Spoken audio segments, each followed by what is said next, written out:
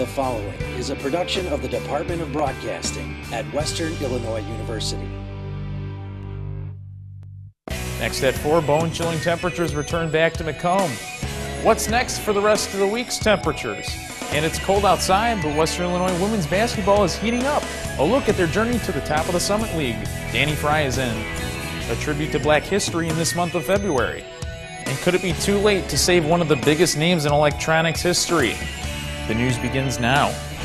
Live from Salee Hall in high definition. News 3 starts now.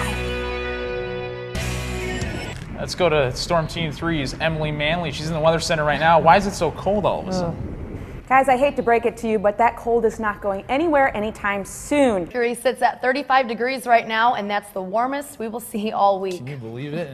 State Senator Chapin Rose from Illinois' 51st District introduced a measure to state legislature Friday that would, in his words, restore fiscal sanity to the Illinois MAP grant program. The thought is broken down into 3 key points. Require students to finish school in 4 years, temporarily ban recipients who flunk out of school, and force grads to repay MAP grants plus interest if they move out of state within 5 years of receiving their diploma.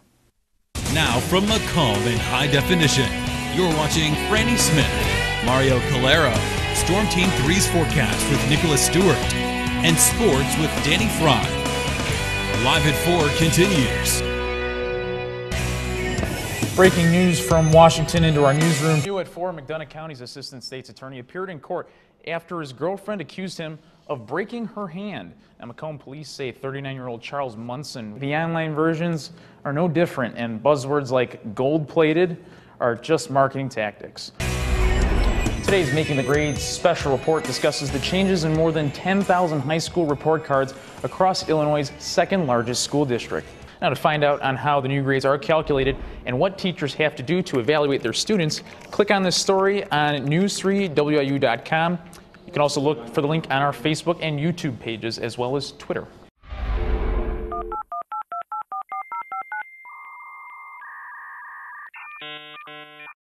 News 3's Dave Mitchell joins us from Casey's on West Jackson, where many people are feeling at ease filling up their tanks. Dave?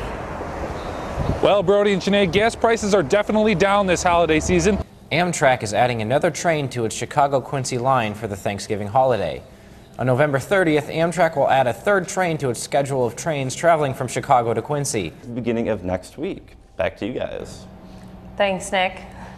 That's really cold. I do not like that. But thank you, Nick. Sports is up next. Tyler will have a preview of all the Leatherneck action this weekend.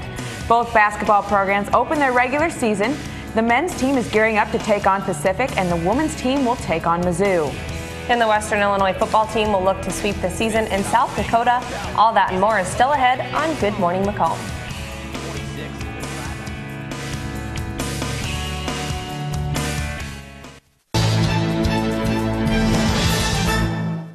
Now from Macomb in high definition, you're watching Sinead Glasgow, Franny Smith, weather with meteorology major Nicholas Stewart, and sports with Tyler Eddy.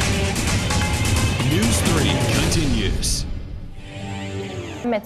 Kathy Myers will be at the Multicultural Center Multipurpose Room at 1 p.m. Up the white table to remember fallen veterans and people who can't be there, or for the people who are gone right now and not available. Live from Salee Hall in high definition, this is a special edition of News 3. Campaign 2014 coverage starts now. Springfield. Mario?